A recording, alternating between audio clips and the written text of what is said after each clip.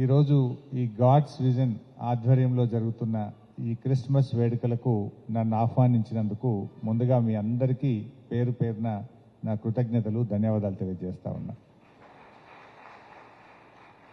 మీరందరూ సంతోషంగా ఉన్నారా? ఉంటారు, తప్పకుండా ఉంటారు. డిసెంబర్ మాసం వచ్చిందంటే ప్రపంచవ్యాప్తంగా ఉండే క్రైస్తవులందరూ సంతోషంగా ఉంటారు. ఇది చాలా అత్యంత పవిత్రమైనటువంటి మాసంగా క్రైస్తవులందరూ కూడా ఎంతో వారు చాలా సంతోషంగా ఉత్సాహంగా ఈ నెలంతా కూడా అద్భుతంగా జరుపుకునేటువంటి ఒక గొప్ప పండగ క్రిస్మస్ పండగ. ఎప్పుడో 2000 సంవత్సరాల క్రితం క్రిస్మస్ యేసు మహాప్రభు పుడితే 2000 సంవత్సరాల తర్వాత కూడా మనందరము ఆయనను ప్రార్థిస్తున్నాము, మనందరము ఆయనను కొలుస్తున్నామంటే ఆయన గొప్పతనం చెప్పకనే చెప్పవచ్చు. యేసు ప్రభువులో మనం ఎక్కువగా మాట్లాడుకునేటువంటిది ఆయన ప్రేమ, దయాగుణం, కరుణ, క్షమాగుణం,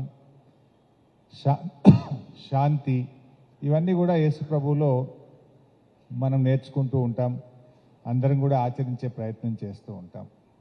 అంటే ప్రతి మనిషిలో కూడా కావాల్సింది ప్రేమ, కరుణ, దయాగుణం అనేటువంటిది ప్రతి మనిషిలో కూడా ఉండాలి. అదే మనిషిని ఉన్నతమైనటువంటి స్థానానికి తీసుకువెళ్తుంది. ఉన్నతమైనటువంటి స్థానం అంటే సంపద ఉండడమో పదవి ఉండడమో కాదు. మనిషి తన గుణగణాలతో చాలా ఉన్నతంగా జీవించేవాడే నిజంగా ఉన్నతమైనటువంటి స్థానంలో ఉండేటువంటి వారు. నీ హోదాను బట్టో నీ సంపదను బట్టి నీకు ఉన్నతనం రాదు.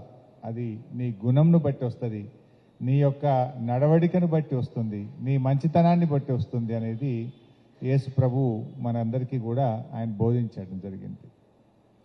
ఆయన క్షమాగుణం కూడా చాలాసార్లు మనం చెప్పుకుంటూ ఉంటాం.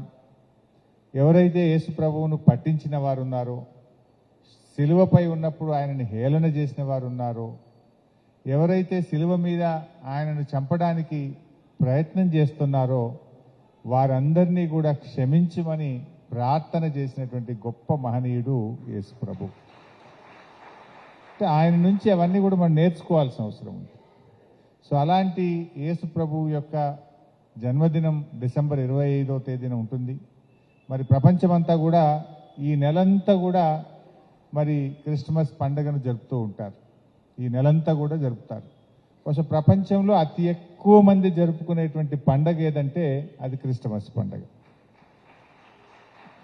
సో ఈరోజు గాడ్స్ విజన్ ఆధ్వర్యంలో ఈ గొప్ప పండగ జరుపుకోవడం నాకు చాలా సంతోషంగా ఉంది, మీతో పాటు పాల్గొనడం. గౌరవనీయులు తెలంగాణ రాష్ట్ర తొలి ముఖ్యమంత్రి కేసీఆర్ గారు కూడా మీ అందరూ కూడా తెలుసు, క్రిస్మస్ పండగను అధికారికంగా జరిపిన ఒకే ఒక్క ముఖ్యమంత్రి భారతదేశంలో కేసీఆర్. ఆయన హిందువులైనా, ముస్లింలైనా, క్రైస్తవులైనా అందరినీ సమానంగా చూసినటువంటి గొప్ప వ్యక్తిత్వం కలిగిన వ్యక్తి కేసీఆర్ గారు. దేశంలో అనేక రాష్ట్రాల్లో క్రైస్తవులు కూడా ముఖ్యమంత్రులు అయ్యారు. కానీ క్రిస్మస్ పండుగను అధికారికంగా రాష్ట్ర ప్రభుత్వ పండుగగా జరిపింది ఒకే ఒక్కరు, అది కేసీఆర్ గారు ప్రారంభించారు. బతుకమ్మ అయినా, దసరా అయినా, అది రంజాన్ అయినా, క్రిస్మస్ అయినా, గుడ్ ఫ్రైడే అయినా, అంటే అన్ని పండుగలను కూడా గౌరవించారు. ఆయన బతుకమ్మకు ఎలాగైతే మహిళలకు కొత్త చీరలు ఇచ్చారో, రంజాన్ వస్తే ముస్లిం మైనార్టీలకు బట్టలు పంపారో, క్రిస్మస్ పండుగ సందర్భంగా కూడా పేద క్రిస్టియన్ల కోసం రాష్ట్ర ప్రభుత్వం నుంచి మరి కొత్త బట్టలు పంపించినటువంటి వ్యక్తి గౌరవనీయులు కేసీఆర్ గారు. అది బట్టలు అనేది గొప్ప విషయం కాదు, కానీ మనను గుర్తించింది ఈ ప్రభుత్వం, ఈ రాష్ట్రం, ఈ ముఖ్యమంత్రి గారు మనను గుర్తించారు అనేటువంటిదే మనకు అదొక గొప్ప హానర్, అదొక గొప్ప గౌరవం. ఆ రకంగా కేసీఆర్ గారు అన్ని వర్గాలను కూడా బాగా తీసుకొని ముందుకు వెళ్ళారు. సమాధుల స్థలం గురించి కూడా మిత్రులు మాట్లాడారు, సికిందర్ గారు. గతంలో హైదరాబాద్లో మీకు తెలుసు, కేసీఆర్ గారి దగ్గరికి మన పెద్దలు వచ్చినప్పుడు స్థలాలను గుర్తించి హైదరాబాద్లో కూడా ఆయన అందించిన విషయం కూడా మీకు తెలుసు. ఇప్పుడు కూడా మా సికిందర్ గారు కోరినట్టు రాష్ట్రంలో ఎక్కడ ఈ సమాధుల స్థలం గురించి సమస్య ఉన్నా తప్పకుండా నా వంతు పూర్తి కృషి, సహకారం ఉంటుందని కూడా మనం చేస్తా ఉన్నాం. మేము గతంలో సిద్దిపేటలో ఇందాక మిత్రులు చెప్పినట్టు క్రైస్తవ భవనం నిర్మించడమే కాదు, మేము హిందువులకు శ్మశాన వాటికి వెళ్ళడానికి ఒక వాహనాన్ని ఇచ్చాం. అట్లే మైనార్టీలకు కూడా ఇచ్చాం, ముస్లిం మైనార్టీలకు. క్రైస్తవులు కూడా నా దగ్గరికి వస్తే పరలోక యాత్ర వాహనం అని ప్రభుత్వ డబ్బులతో ఒక వాహనాన్ని కొని రాష్ట్రంలో మొట్టమొదటి వాహనాన్ని కూడా అక్కడ ఇవ్వడం జరిగింది. అంటే ఏదైనా మనుషులందరూ ఒకటే. ఇవాళ మనము ప్రపంచవ్యాప్తంగా ఏం చూస్తూ ఉన్నాం? దేశాల మధ్య గొడవలు, కులాల మధ్య గొడవలు, మతాల మధ్య గొడవలు. దీంతో ఏమైపోతుంది? మనుషుల్ని మనుషులే చంపుకునేటువంటి పరిస్థితి వస్తూ ఉంది.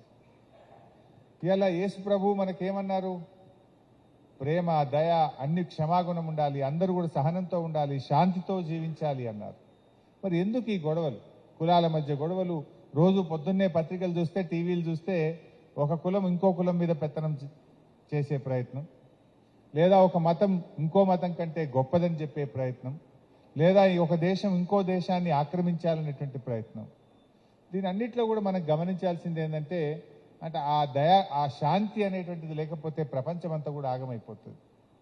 ఇవాళ మతాల మధ్య కూడా చిచ్చు పెట్టే ప్రయత్నం కొందరు చేస్తుంటారు. కానీ అందరూ కూడా గుర్తుపెట్టుకోవాల్సిందంటే, మతం కన్నా మానవత్వం గొప్పది. ఏ మతమైనా, అది బైబిల్ అయినా, అది ఖురాన్ అయినా, అది భగవద్గీత అయినా, మతాల మధ్య చిచ్చును, ప్రజల మధ్య చిచ్చును ప్రోత్సహించదు. భగవద్గీత అయినా, బైబిల్ అయినా, ఖురాన్ అయినా శాంతి, సామరస్యం గురించే చెప్తుంది. ప్రజలు ఐక్యంగా జీవించాలనే చెప్తుంది. అందరూ కలిసిమెలిసి ఈ ప్రజలు ఇంకా ఉన్నతంగా జీవించాలి, ఉన్నత విలువలతో కూడినటువంటి సమాజాన్ని నిర్మించాలనేటువంటిదే ఎవరైనా చెప్పేటువంటిది.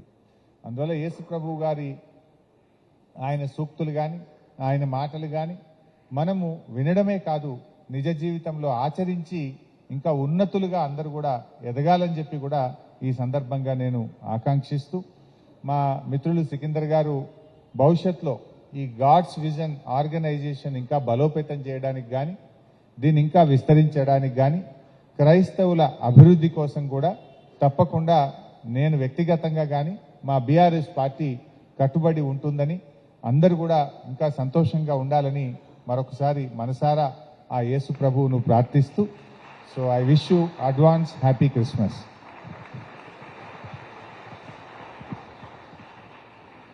థ్యాంక్ యూ వెరీ మచ్ అన్నగారు.